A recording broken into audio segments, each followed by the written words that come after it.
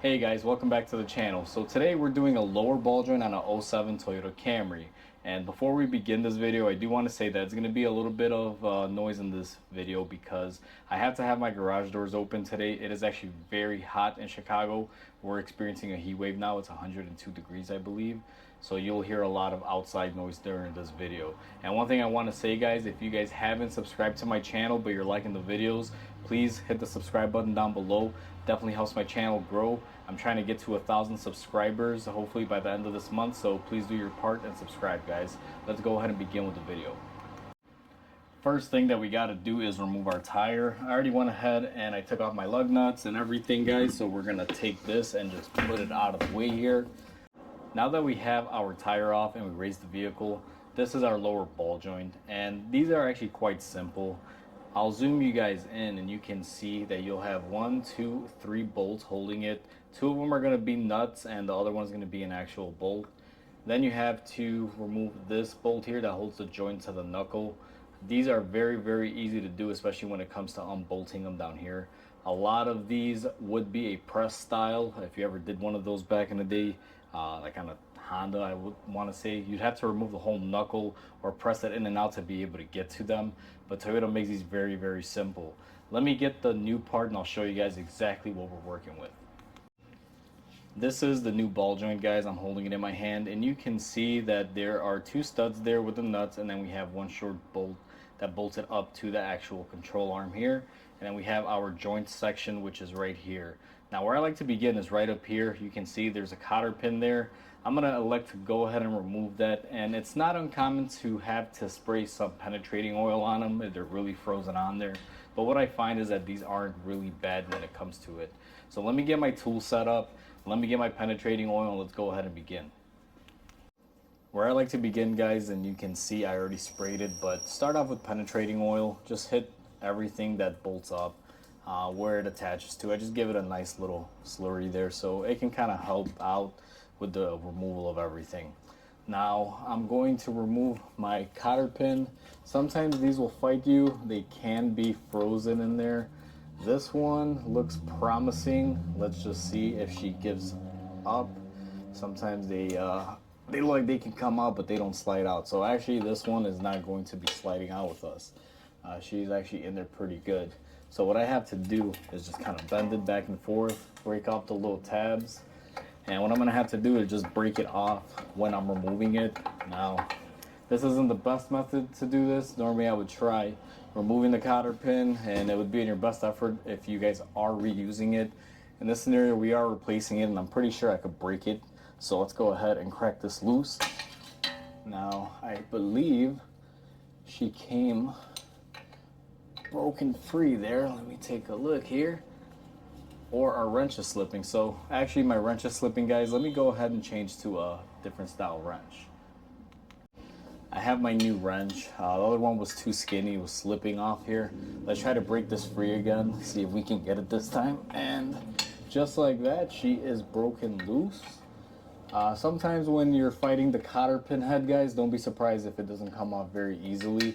Like right now, this one right here, since the head is still attached to it, it's hard to get a good grip on it, but nonetheless, I will be able to remove it. And these do take a lot of time, simply because if you notice, you can't really fit the closed off section of your wrench in there because the axle's in the way.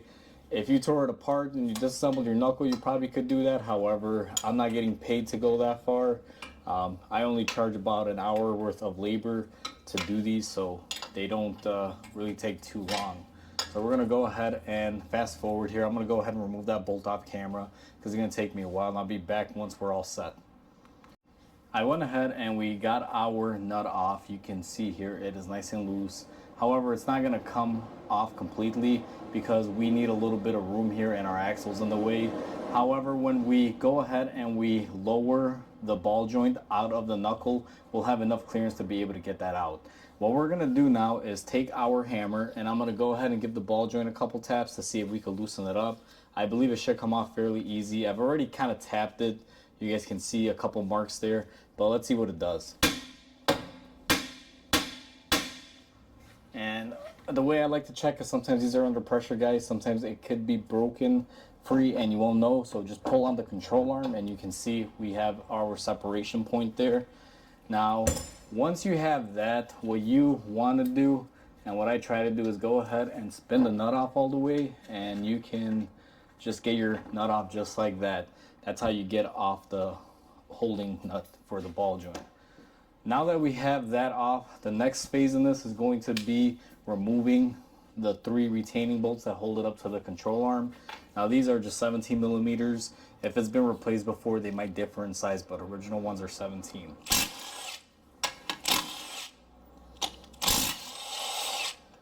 You will notice that it does have a tendency to want to move on you when you go ahead and remove it. Now for the most part, these can be pretty easy. All you're supposed to do is just lower it out like that, push it, and you should be able to get your ball joint out.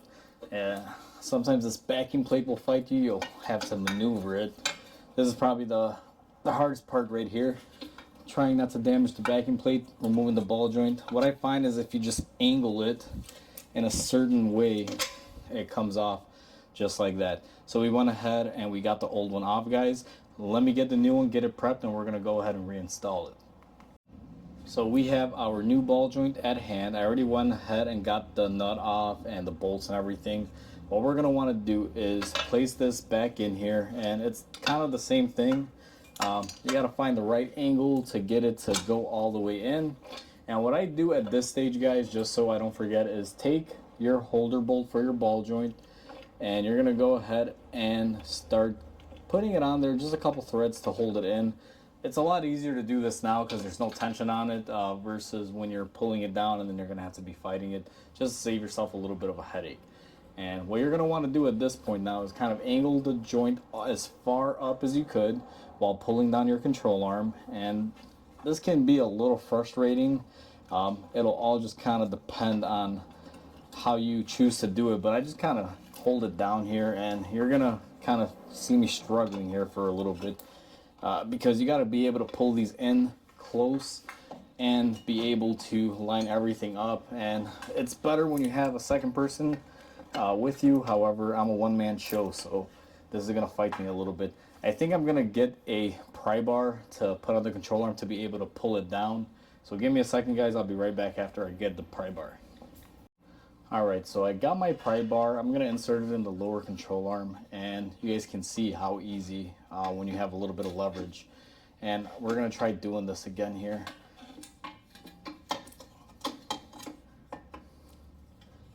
So I got it almost lined up. She is almost perfect in here. What I find happens is when you pull out on your knuckle, this axle needs to be reseated. It'll kind of pop on the joint that it has in there. So I find spinning the axle and kind of pushing on it will help reseat it. And it'll give you that extra push. And there you go. That was basically it. What happens on the axle joint when you pull out, you'll actually separate it and it'll be at a weird angle. So what you'd want to do is just grab it and spin it as you're pushing inward, guys. And it should allow everything to kind of go together, which will give you that extra room to be able to just pop it on like that. Now that everything is set in place, what I like to do just as a precaution is I take some red Loctite and I put it on my hardware here. They typically will not come off, but I don't like to risk it. You know, I like to put a little bit of locker because it is bolts that are basically holding up all of the weight, just as an extra safety measure. So we're gonna Loctite our 2 studs. And what I like to do is get my studs worked on there first, and then I try to line up my little short screw here, my little bolt. I find that if you just try putting this in right now, you'll see how it's kind of angled up, and this does not have enough threading to catch in there. So you have to pull it down first using your hardware. Now you guys can see the aftermarket one is a lot bigger when it comes to the bolts. I believe the aftermarket ones run at a 19 millimeter if I'm not mistaken for these. Let me see here. Yes, it is. So it is a 19. And I like to slowly tighten these, and I like to do it evenly just to kind of level it out. And you guys will see as you're tightening it up, it does level out. And what we're gonna do is take our bolt and we're going to Loctite it as well. You don't gotta go, really heavy with it. Just give it enough Loctite, just to kind of hold it in place. And then I start threading that in there. And this thing is pretty much, you know, a piece of cake when it comes to this portion. Then I can go ahead and tighten everything down.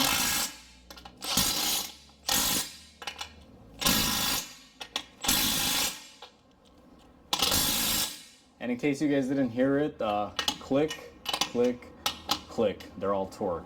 Now, don't hate me, guys. I don't torque these. I use my gun. I impact them on. Trust me, it's more than good enough. They're not going to be loose, and I'm not going to be causing any issues by using my gun on them. So for anyone that is really critical of torque when it comes to this stuff, don't hate me. It's just how I do it. So now that those are tightened up, what I'm going to do is go ahead and spin on my nut for my ball joint all the way as much as I could. And we're going to go ahead and tighten it now. I believe this is also a different size. This is kind of why I hate aftermarket stuff. They always go above and beyond when it comes to sizing. So instead of a 19 millimeter, I'm pretty sure it is going to be a 21. Now that I got the right sized wrench, guys, I went ahead and I snugged this up as much as it could go. And one thing I wanted to point out is when you tighten it for the very last time, you got to make sure that your cotter pin hole lines up with the castellated nut. Mine's just a little bit off, so what I'm going to have to do is just tighten it just a little bit more here and just move it a little bit and make sure it lines up, and we are golden. It is nice and perfect. Now this thing, when you're tightening it up by hand with a wrench, there's no way you can really torque it unless you have the axle out of the way and you can get it in there and you rip apart everything. I find that hand tight is really good, guys. These don't have to be super tight. So we're going to take our cotter pin here and just push it through. And what I like to do on these is I like to face the long side going out like this, and I'm bending it with my hands, guys. I've been doing this for years. I don't really need tools to bend cotter pins, to be quite honest. My thumbs have been doing this for so long that I just don't feel it anymore. So we're gonna go ahead and bend our cotter pin, make sure it's nice and locked in there, which it is. And when you bend your cotter pin, what you want to do, imagine this is the pin. What you're trying to do is just open it up kind of like a V and then U them out. You don't really gotta, get too technical with it. I'll show you guys on the back side here if I could get my camera free. That's how I do it. I just kind of bend them out like a U. Now that our cotter pin got put into place, guys, we tightened our ball joint and we tightened our mounting hardware to the control arm. We are pretty much all set.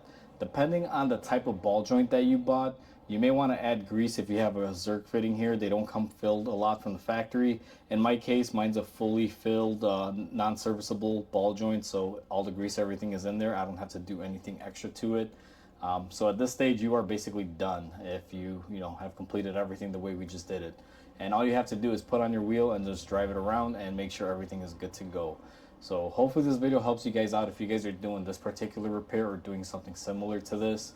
And I just want to say, please comment, like, and subscribe, guys. It definitely helps my channel grow. I'm trying to get my subscriber count up, so definitely if you're enjoying the videos, please hit that subscribe button. It will definitely help me out a lot, and I really appreciate it. And with that said, hope you guys have a wonderful day, and I'll catch you guys on the next repair.